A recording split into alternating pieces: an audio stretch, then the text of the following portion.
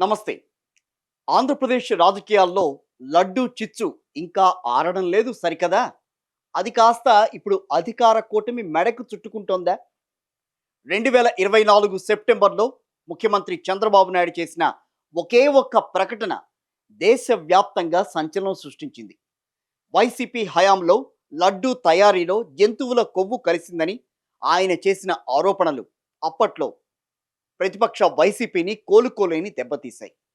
కానీ ప్రస్తుతం scene cut చేస్తే పరిస్థితి పూర్తిగా రివర్స్ అయినట్టుగా కనిపిస్తోంది.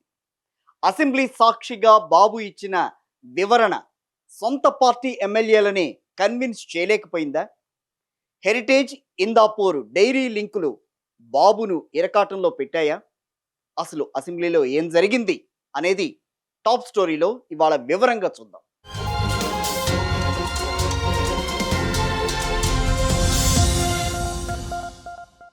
చంద్రబాబు నాయుడు అంటేనే విజన్ ఉన్న నాయకుడు, సుదీర్ఘ రాజకీయ అనుభవం ఉన్న మేధావి. ఉమ్మడి ఆంధ్రప్రదేశ్లో, విభజిత ఏపీలో ఎన్నోసార్లు అసెంబ్లీని తన వాగ్దాటితో ఉర్రూతలూగించారు ఆయన. ఉమ్మడి రాష్ట్రంలో కానివ్వండి, విడిపోయిన ఏపీలో కానివ్వండి, ఆయన సీఎంగా చేసినన్ని సార్లు మరెవ్వరూ చేయలేదని చెప్పాలి. ఎన్నో విజయాలను కూడా చూశారు. అలాగే ఓటములను సైతం చవిచూసి తట్టుకున్న గుండె ఆయనది. ఓడిపోయినప్పుడు ఎక్కడా కుంగిపోలేదు, గెలిచినప్పుడు గర్వంగా ప్రవర్తించనూ లేదు. చంద్రబాబు జనరల్గా చూస్తే ఎంతో ధీమాగా మాట్లాడతారు. ఆయన సీనియర్ రాజకీయ నాయకుడు. ఎన్నో అసెంబ్లీ సమావేశాలను ఆయన నడిపించారు. అంతేకాదు, ఎంతోమంది హేమీలను ఢీకొట్టి విజయం సాధించారు. చంద్రబాబు నాయకత్వాన్ని ఎవరైనా సరే మెచ్చుకుని తీరాల్సిందే. తెలంగాణ వారితో కూడా శభాష్ అనిపించుకున్న సందర్భాలు చాలానే ఉన్నాయి. ఇప్పటికీ తెలంగాణలో టీడీపీకి 1% ఓటింగ్ అనేది ఉంది. సుదీర్ఘ రాజకీయ అనుభవం ఉన్న చంద్రబాబు సభలో ఏదైనా విషయం చెబితే అది అత్యంత పకడ్బందీగా ఉంటుంది. ప్రత్యర్థులను ఇరుకున పెట్టడంలో ఆయనది అందెవేసిన చెయ్యి. కానీ ఈసారి లడ్డూ కల్తీ విషయంలో ఆయన ఇచ్చిన ప్రెజెంటేషన్ మాత్రం పాత చింతకాయ పచ్చడిలా ఉందనే విమర్శలు వెల్లువెత్తుతున్నాయి. సీనియర్ మోస్ట్ లీడర్ సభలో ఏదైనా పాయింట్ చెబితే అది అత్యంత పకడ్బందీగా ఉండాలి. కానీ బాబు మాత్రం డైరెక్ట్గా వ్యక్తిగత విమర్శలకు దిగడం ప్రస్తుతం రాజకీయ వర్గాల్లో చర్చనీయాంశంగా మారింది. నేను పాయింట్స్ వైజ్గా దాన్ని వివరిస్తా. అసలు ఏంటి, ఏ రకంగా మనం దాన్ని చూడాలి అనే విషయాన్ని మనం ఇప్పుడు ఒకసారి తెలుసుకుందాం. పాయింట్ 1, మాజీ టీటీడీ చైర్మన్ వైవి సుబ్బారెడ్డి భార్య చేతిలో బైబిల్ ఉందని ఆయన చెప్పారు. సెకండ్ పాయింట్, భూమన కరుణాకర్ రెడ్డి కుమార్తె వివాహంపై క్రిస్టియన్ ముద్ర వేసే ప్రయత్నం చేయడం. ఈ రెండు వివాదాల మీదే మనం ఇవాళ మాట్లాడదాం ఒకసారి. ఈ రెండు వివాదాల మీద, పాయింట్ల మీద గతంలోనే వైసీపీ నేతలు సాక్ష్యాలతో సహా వివరణ ఇచ్చారు. మళ్ళీ అవే పాత పాయింట్లు ఇక్కడ చెప్పడం వల్ల సొంత పార్టీ ఎమ్మెల్యేలు సైతం అంతగా స్పందించలేదు. సభలో ఆశించిన స్థాయిలో రియాక్షన్ రాకపోవడానికి ఇక్కడ ప్రధాన కారణం చంద్రబాబు దగ్గర వాటికి సంబంధించి బలమైన ఆధారాలు లేకపోవడమేనా అనే సందేహాలు మొదలయ్యాయి. అయితే ఇక్కడే అసలు కథ మొదలైంది. ఇక్కడే వైసీపీ నేతల కంటే ఆ పార్టీ సోషల్ మీడియా సైన్యం ఈ ఇష్యూలో గట్టిగా పోరాడుతోంది. తిరుమలకు నెయ్యి సరఫరా చేసిన కంపెనీలకు, చంద్రబాబు కుటుంబానికి చెందిన హెరిటేజ్ సంస్థకు మధ్య ఉన్న లోతైన సంబంధాన్ని సోషల్ మీడియాని బయటికి తీసుకొచ్చింది. ఇందాపూర్ డైరీ వెబ్సైట్లో హెరిటేజ్ వారి మ్యానుఫ్యాక్చరింగ్ పార్ట్నర్ అని స్పష్టంగా ఉండడం, అది సోషల్ మీడియాలో వైరల్ కావడం చంద్రబాబును తీవ్ర ఇరకాటంలోకి నెట్టింది. సాధారణంగా అసెంబ్లీలో లడ్డు గురించి నిరూపించాల్సిన ముఖ్యమంత్రి తన సంస్థ హెరిటేజ్కు ఈ వివాదానికి ఎక్కడా సంబంధం లేదని సంజాయిషీ ఇచ్చుకోవాల్సిన పరిస్థితి ఏర్పడింది అనంటే పరిస్థితి ఏంటో అర్థం చేసుకోవచ్చు. ఇది ఒక రకంగా టీడీపీ క్యాడర్ని సైతం అయోమయానికి గురిచేసింది. అసలు హెరిటేజ్ ఏంటి, ఇందాపూర్ ఏంటి అనే ఆలోచనలు అయితే వాళ్ళల్లో కూడా ఒక కన్ఫ్యూజన్ అయితే క్రియేట్ చేసింది. ఇక తిరుమల వ్యవహారం, తిరుమల లడ్డు వ్యవహారానికి సంబంధించి జంతువుల కొవ్వులు ఏమీ కలవలేదని సిబిఐ ఇచ్చిన రిపోర్టుపై ఇప్పుడు పెద్ద ఎత్తున దుమారం, చర్చ జరుగుతోంది. అయినప్పటికీ సరే చంద్రబాబు ఇంకా అందులో ఏదో జరిగింది అని నిరూపించేందుకు తాపత్రయపడమే ఆయన ఇమేజ్కు డ్యామేజ్ కలిగిస్తోందని సొంత పార్టీలోనే గుసగుసలు వినిపిస్తున్నాయి.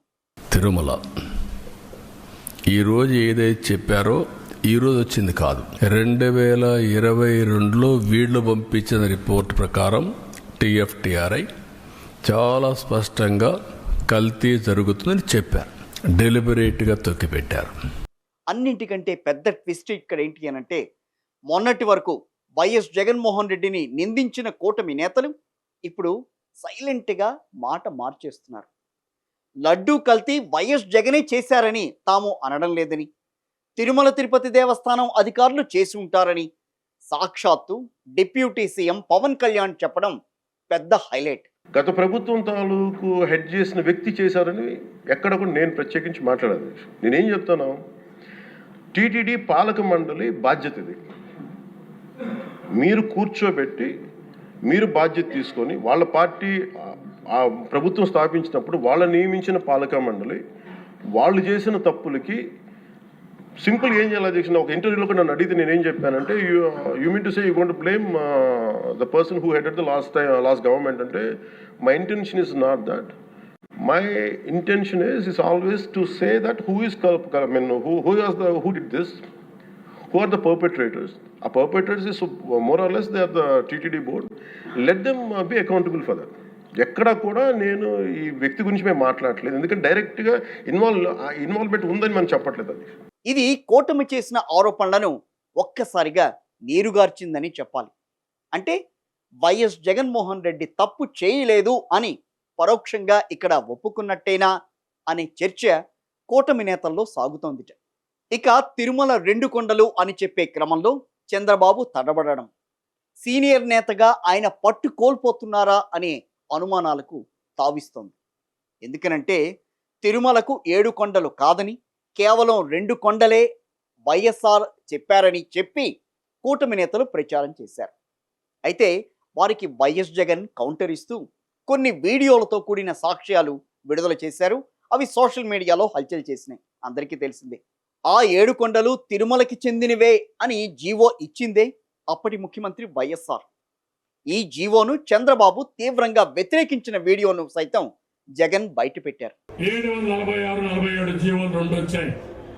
నేనున్నప్పుడు ఎప్పుడు కూడా 746 కానీ 47 జీవోలు అవసరం రాలేదు. ఈ ప్రభుత్వం వచ్చిన తర్వాత ఈ 2 జీవోలు కూడా వచ్చాయి. తెలుగుదేశం పార్టీ దీనికి వ్యతిరేకంగా ఉంటాం. రేపు అధికారంకి వస్తానే ఈ 2 జీవోలు కూడా తీసేస్తామని చెప్పి కూడా నేను మీ అందరికీ హామీ ఇస్తున్నా. ఇక తిరుమలలో అన్యమత ప్రచారం, దాన్ని నిషేధించింది కూడా వైఎస్ఆర్. ఇవన్నీ ఒక్కసారిగా బయటికి రావడంతో కూటమి నేతలు డిఫెన్స్లో పడ్డారు. మొన్నటి వరకు వైఎస్ జగన్ను నిందించిన కూటమి నేతలు లడ్డూ కల్తీ జగన్ చేశారని చెప్పడం లేదని, అది టీటీడీ అధికారులు చేసి ఉంటారని సాక్షాత్తు పవన్ కళ్యాణ్ చెప్పడం అతిపెద్ద ఫ్లాప్గా చెప్పవచ్చు. ఇక వైసీపీ సోషల్ మీడియా గురించి మాట్లాడుకుందాం. వైసీపీ సోషల్ మీడియా చేస్తున్న అటాక్కు కౌంటర్ ఇవ్వడంలో టీడీపీ డిజిటల్ వింగ్ విఫలమైంది అనేది ఇక్కడ కాదనలేని నిజం. లడ్డూ ఇష్యూని ఎంతగా లాగితే అంత నెగిటివిటీ వస్తుందని మెజార్టీ టీడీపీ నేతలు ఇక్కడ భావిస్తున్నారు. ఈ టాపిక్ని ఇక్కడితో వదిలేస్తేనే మంచిది అని సీనియర్ ఎమ్మెల్యేలు ఆఫ్ ది రికార్డ్గా చెబుతున్నారు. ఎందుకనంటే ప్రజల్లో భక్తి భావం కంటే ఇప్పుడు వస్తున్న రాజకీయ ఆరోపణలు విసుగు తెప్పిస్తున్నాయి. నిజమే, అసెంబ్లీ ప్రసంగం అనేది పవర్ఫుల్గా ఉంటుందని ఆశించిన తెలుగు తమ్ముళ్లకు ఇప్పుడు నిరాశే మిగిలింది. మొత్తానికి ఈ లడ్డు వివాదంలో ఆంధ్రప్రదేశ్ ముఖ్యమంత్రి చంద్రబాబు వేసిన అడుగు రివర్స్ అయిందా? సీనియర్ రాజకీయవేత్తగా ఆయన చేసిన పవర్ పాయింట్ ప్రెజెంటేషన్ ఒక సెల్ఫ్ గోల్ లాగా మారిందా? వైసీపీ సోషల్ మీడియా దెబ్బకు టీడీపీ డిఫెన్స్లో పడిందా?